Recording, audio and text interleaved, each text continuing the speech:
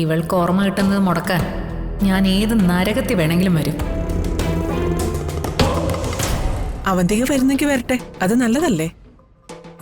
സമൃദ്ധയ്ക്ക് അത് സന്തോഷാവുകയും ചെയ്യും. അതെ ഗോകുൽ. എന്നെ ദ്രോഹിച്ചതുപോലെ പണ്ട് നിങ്ങൾ അവന്തിക ഏട്ടത്തെയും കുറെ ദ്രോഹിച്ചതല്ലേ? ഇനി അത് വേണ്ട. ദേ ഇവിടെ വച്ച് നിർത്തിക്കോ. ഓ, അപ്പൊ അവർക്ക് വക്കാലത്ത് പറയാനാണോ നീ ഇങ്ങോട്ട് കേറി വന്നത്? ആണെന്നെ വെച്ചോ. അവന്തിക ഏട്ടത്തിക്കെതിരെയുള്ള പുതിയ കേസ് എത്രയും പെട്ടെന്ന് പിൻവലിക്കണം. എടാ, അത് പറയാൻ നീ ആരാടാ? എന്നൊരു അനുജനെ പോലെ കണ്ട ആ സ്ത്രീ സഹായിക്കുന്നത്. സ്വന്തം ഏട്ടനോ അമ്മയോ പോലും ആ കരുതൽ എനിക്ക് തന്നിട്ടില്ല. വീണുപോയനെ കൈപിടിച്ചു ഉയർത്താനുള്ള കരുണ പോലും കാണിച്ചിട്ടില്ല.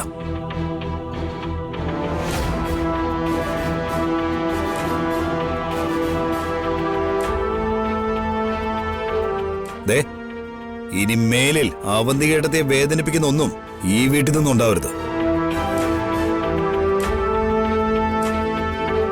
ഉണ്ടായാൽ അതിനോട് പ്രതികരിക്കുന്നത് ഞാനായിരിക്കും.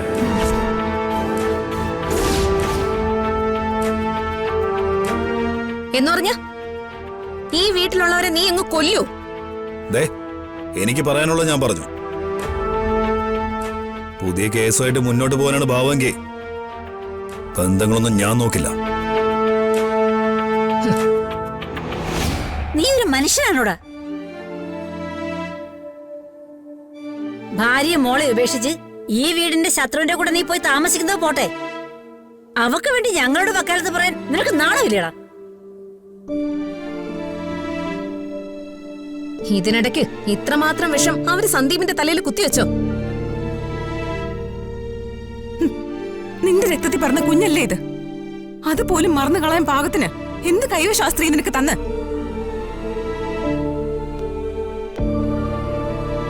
ഓടി വന്ന് ഇവളെ നീ ചേർത്ത് പിടിച്ചപ്പോ ഞാൻ കരുതി സ്വന്തം മോളെ കാണാനുള്ള ആഗ്രഹം കൊണ്ടാണെന്ന്. സാമദ്രോഹി! എന്നോട് എന്നാലും ഈ ചതി വേണ്ടായിരുന്നു സന്ദീപേ. സച്ചി ഇവിടെ ഉണ്ടായിരുന്നെങ്കിലേ ഈ പൂമുഖത്ത് വന്ന് നീ ഇങ്ങനെ പറയത്തില്ലായിരുന്നു. നിന്റെ നാക്കവൻ പിഴുതെടുത്തന്നെ. എന്റെ ചേച്ചിയുടെ ഒരു പദ്ധതിയും വിജയിക്കാൻ പോകുന്നില്ല. ഇനി ഒരു നിമിഷം നീ ഇവിടെ നിൽക്കരുത്. ഇറങ്ങിപ്പോ.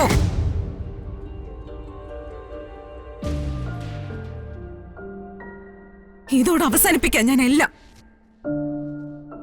ഇത്രയും നാളും നീ തിരിച്ചു വരണമെന്ന് ഞാൻ ആഗ്രഹിച്ചിട്ടുണ്ടായിരുന്നു. അത് ദൈവക്കും കൂടി വേണ്ടിയാ.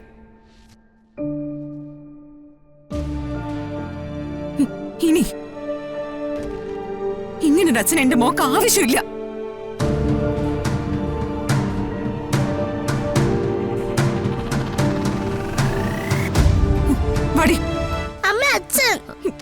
അച്ഛൻ ഇനി നിനക്ക് ഇങ്ങനെ ഒരു അച്ഛൻ ഇല്ല, മനസ്സിലായോ?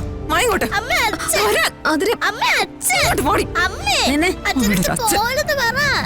ഇതും കൂടെ ചെന്ന് നീ അവളോട് പറഞ്ഞേക്ക്. അവൾക്കെതിരെയുള്ള കേസുമായിട്ട് ഏതറ്റം വരെ ഞങ്ങൾ പോകും. സേതുവേട്ടനെ ചതിച്ച് വാങ്ങിച്ചതൊക്കെ ഞങ്ങൾ തിരിച്ച് പിടിക്കുകയും ചെയ്യും.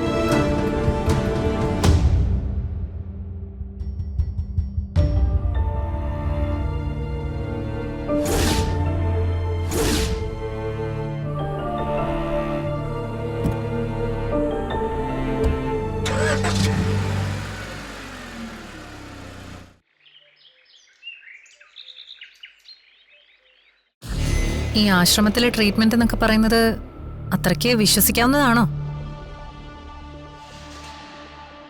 അല്ല, ന്യൂറോ സയൻസും സൈക്യാട്രിയൊക്കെ ഒരുപാട് വളർന്ന ഈ കാലത്ത് ഓർമ്മ തിരിച്ചു കിട്ടാൻ ആയുർവേദ ചികിത്സ എന്നൊക്കെ പറയുമ്പോൾ അത് എത്രമാത്രം ഫലവത്താവും എനിക്കറിയില്ല. എനിക്ക് വളരെ വേണ്ടപ്പെട്ട സുഹൃത്താ ഇക്കാര്യം എന്നോട് പറഞ്ഞത്. ഇതുപോലെ ഒരുപാട് കേസുകൾ അവിടെ ട്രീറ്റ് ചെയ്ത് വിജയിച്ചിട്ടുണ്ട്. ഗോകുലിന് വിശ്വാസം ഉണ്ടെങ്കിൽ കുഴപ്പമില്ല.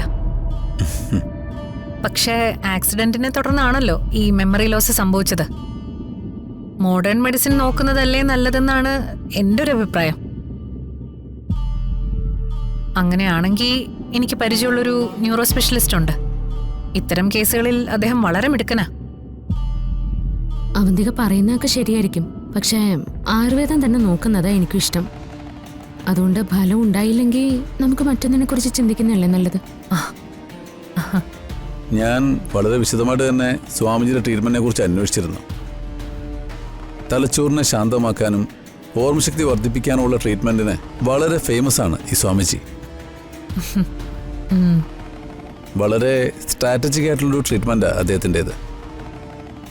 രോഗിയുടെ ഉള്ളിൽ ഉറങ്ങിക്കിടക്കുന്ന ഓർമ്മയുടെ ഒരു ചെറിയ കണികയെ പോലും ട്രീറ്റ്മെന്റിലൂടെ അദ്ദേഹം ഉണർത്തിക്കൊണ്ടുവരും.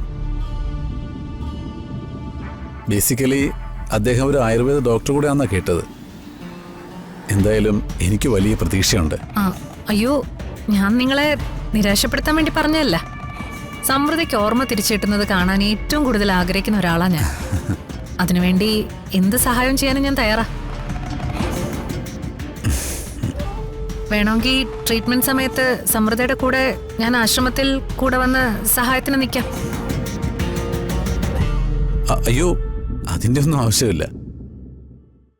ഇവിടെ ശിശിരിയും അമ്മയൊക്കെ ഉണ്ടല്ലോ. പിന്നെ അത് മാത്രമല്ല, ആശ്രമത്തിലെ രീതികൾ എന്താണെന്നൊന്നും നമുക്കറിയില്ലല്ലോ. പക്ഷേ അവന്തിയെ കൂടെ ഉണ്ടെങ്കിൽ എനിക്കതൊരു ധൈര്യം. ഡോ, താൻ എന്തായി പറയുന്നത്?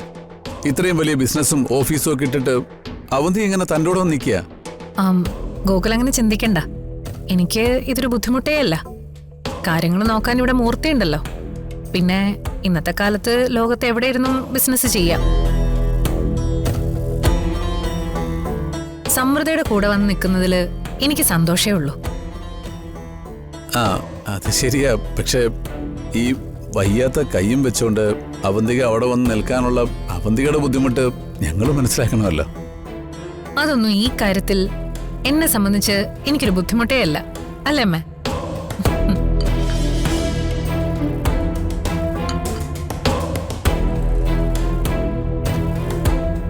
ഇവൾക്ക് ഓർമ്മ കിട്ടുന്നത് മുടക്കാൻ ഞാൻ ഏത് നരകത്തിൽ വേണമെങ്കിലും വരും. അവന്തിക വരുന്നെങ്കിൽ വരട്ടെ, അത് നല്ലതല്ലേ? സമൃദ്ധയ്ക്ക് അത് സന്തോഷമാവുകയും ചെയ്യും.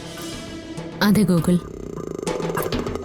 സ്വന്തം സഹോദരിയെ പോലെ എന്റെ കാര്യത്തിൽ ഇത്രയും താല്പര്യം കാണിക്കുന്ന അവന്തികയോട് എങ്ങനെ നമ്മൾ വരണ്ടെന്ന് പറയുന്നത്? അയ്യോ, ആ അർത്ഥത്തിലല്ല ഞാൻ പറഞ്ഞത്. ഞങ്ങൾ കാരണം അവന്തിയേക്കൊരു ബുദ്ധിമുട്ടുണ്ടാവരുന്നേ ഞാൻ കരുതിയുള്ളൂ. എന്ത് ബുദ്ധിമുട്ട്? അവന്തിക ഇപ്പൊ നമ്മുടെ കുടുംബത്തിലെ ഒരു അംഗത്തെ പോലെ അല്ലേ? സമൃദ്ധയുടെ കൂടെ ട്രീറ്റ്മെന്റിന്റെ സമയത്ത് അവന്തിക ഉള്ളതാ ഏറ്റവും നല്ലത്. ഈ സമയത്തൊക്കെ അല്ലേ മനുഷ്യർ പരസ്പരം സഹായിക്കേണ്ടത്. ഈ സമയത്ത് ഞാൻ ഇവളുടെ കൂടെ ഇല്ലെങ്കിൽ നഷ്ടം സംഭവിക്കാൻ പോകുന്നത് എനിക്കാണെന്ന് ഇവർക്കറിയില്ലല്ലോ.